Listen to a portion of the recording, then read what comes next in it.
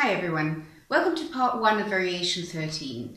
I decided to divide the video into 2 parts because it would become too long otherwise. Variation 13 is so important and it's very useful to cover all sorts of aspects of string crossings using this variation, so I've decided to make 2 videos out of it. This one, in part 1, we're going to deal with Collè and Spiccato. We're going to start just with the bow. Hold the bow so that it's about parallel to the ground. And then use your 4th finger to press down the stick where the screw is, and the result will be that the tip goes up. You press down and you release. Press down and release. Practice this until you've really got this motion down. You're only using your fingers, nothing else is moving.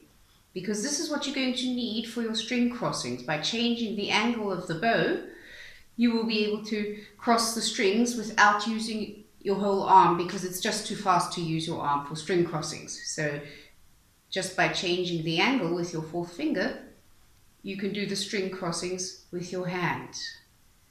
The next thing we're going to do is collè. We're going to start just with open strings because it's important that you get that really well into your hand, because the step from collè to spiccato is not a very big step. Collè is also called bow pizzicato, and that's because the bow plucks the string. What you do is you put your bow down at the frog on the G string, catch the string. That means you can move the string from side to side a little bit without the bow actually playing on the string. I'll show you. You catch the string and you see the G string, I can move it. If I can do that, that means I've caught the string. So that's very, very important. Put the bow down at the frog, catch the string. And when you release, lift the bow. Same thing with an up bow. Put the bow down, catch the string, and when you release, lift the bow.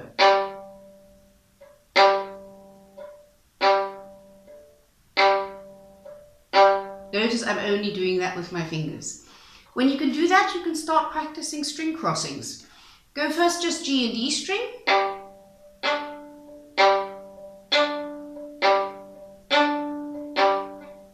Then you can go from the G string to the A string. Or from the G string to the E string. Do the same thing starting with an up bow on the G string.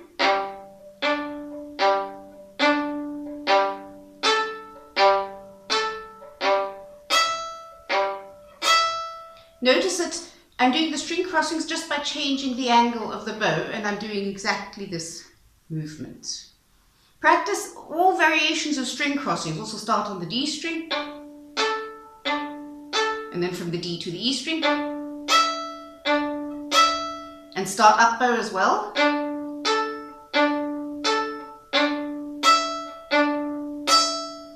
That's a very, very good preparatory exercise for spiccato, because the step from collè to spiccato is not a very big one.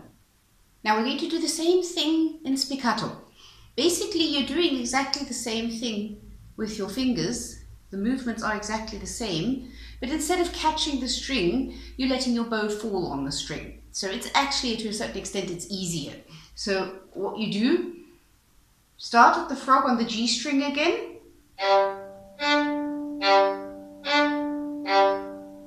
You start from above the string, let the bow fall, and it'll come back up again on its own. Remember, when you're dealing with spiccato, bear in mind that the bow bounces on its own. You have to do something to stop it from bouncing. You don't have to do anything to make it bounce. So by dropping the bow, it comes up again on its own.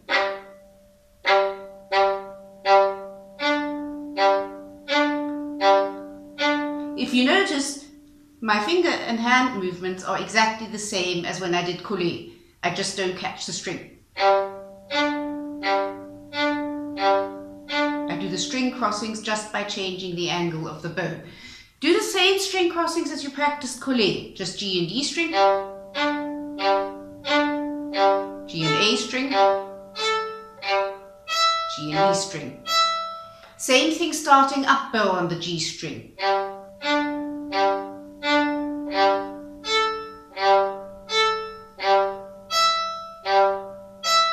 Same thing, then start on the D string.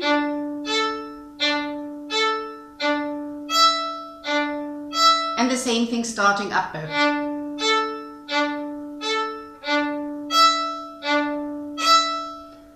Start off with whatever speed you feel comfortable with. Speed is not the first and most important issue here.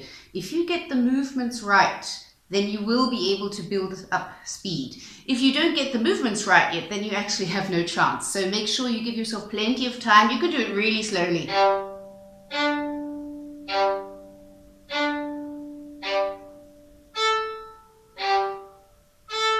Just make sure that you don't use your arm, but you just use your hand and fingers to change the angle of the bow, and that will give you the string crossings. Now, when you do want to speed up, what you do is you move away from the frog as you get faster, and as you get faster, exactly this hand movement becomes more passive and it reacts to the bow bouncing on its own. That's a gradual process. So if we start very slowly down here, that's a very controlled, very active movement. As soon as I get a bit faster,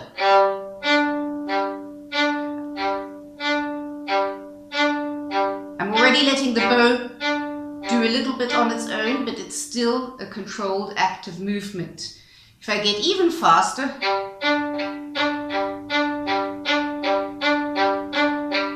that's about half-half. I'm letting the bow do the movement and my fingers are reacting, but I can still control them. As I get even faster, I'm basically letting the bow do most of the work and my fingers are just reacting. It becomes a passive movement. The movement is the same, it's just smaller and passive. So a good idea to practice this is to start at the bottom very, very slowly, where you can control exactly what you're doing. Practice string crossings, and then move away from the frog a little bit and speed it up a little bit, but not so much that you feel loss of control, just a little bit so that you do the same thing a little bit faster.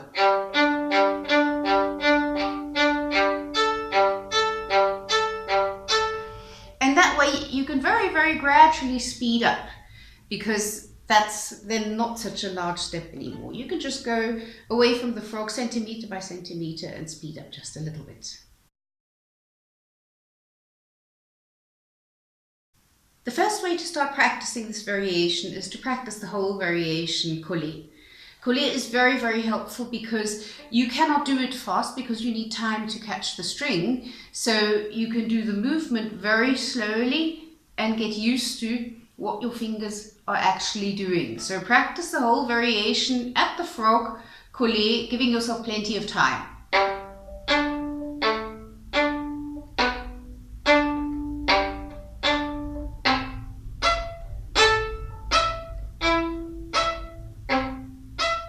So that you're doing the string crossings just with your hand.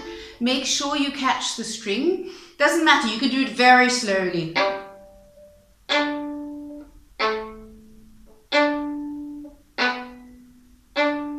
It doesn't matter, you'll get the same benefit if you do it really slowly. Another thing very important, practice it starting up bow as well.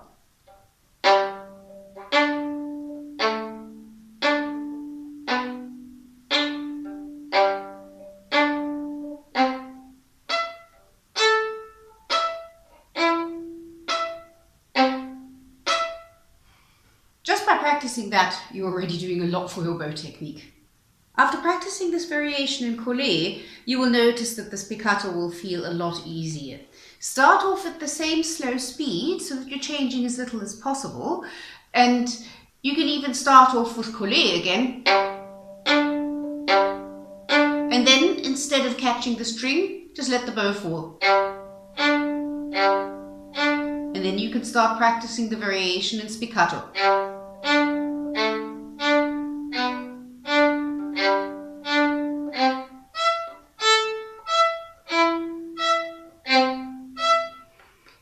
whatever speed you need. It doesn't matter how slow you start out, as long as you're doing the movement correctly and doing the string crossings with your hand and not with your arm.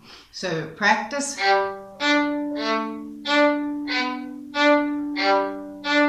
And remember also here, practice the variation starting up bow.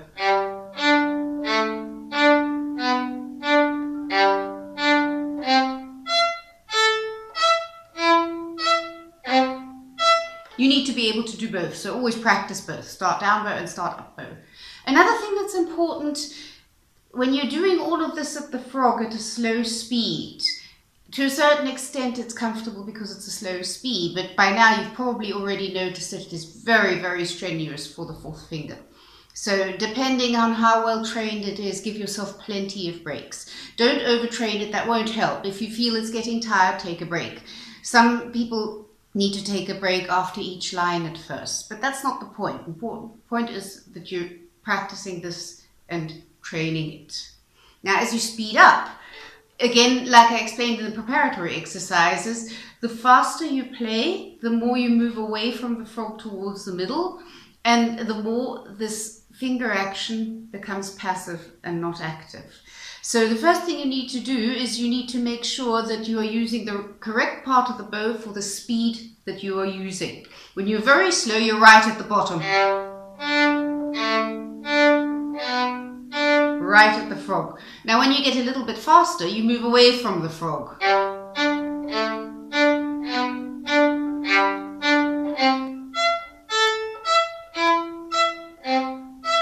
Same, practice also starting up bow.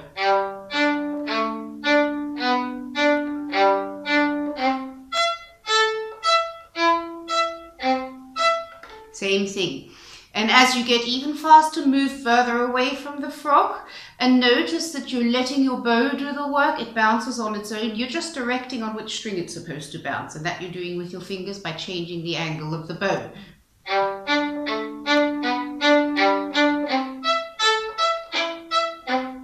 Same again, start up bow as well.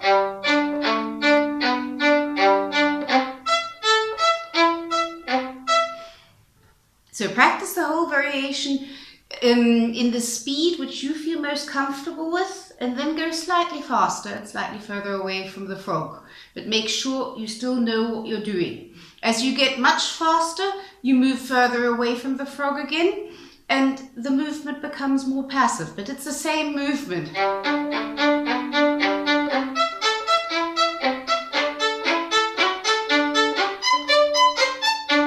Same thing.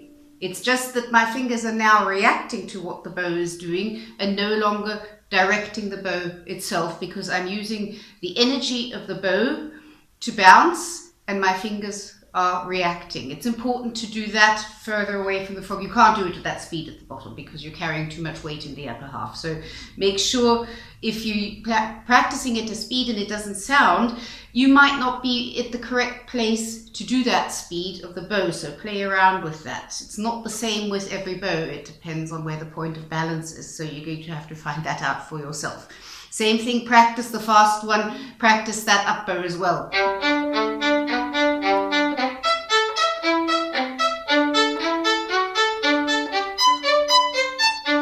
It's important to be able to do both. The movement is the same, it's just the other way around. If you've practiced up bow and down bow right from the start, then that's absolutely no problem.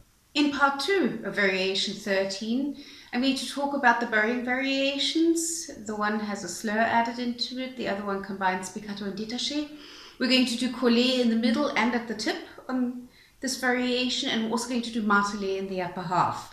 And that way, basically, we're covering all sorts of aspects of string crossings, and it does a lot for your bow technique.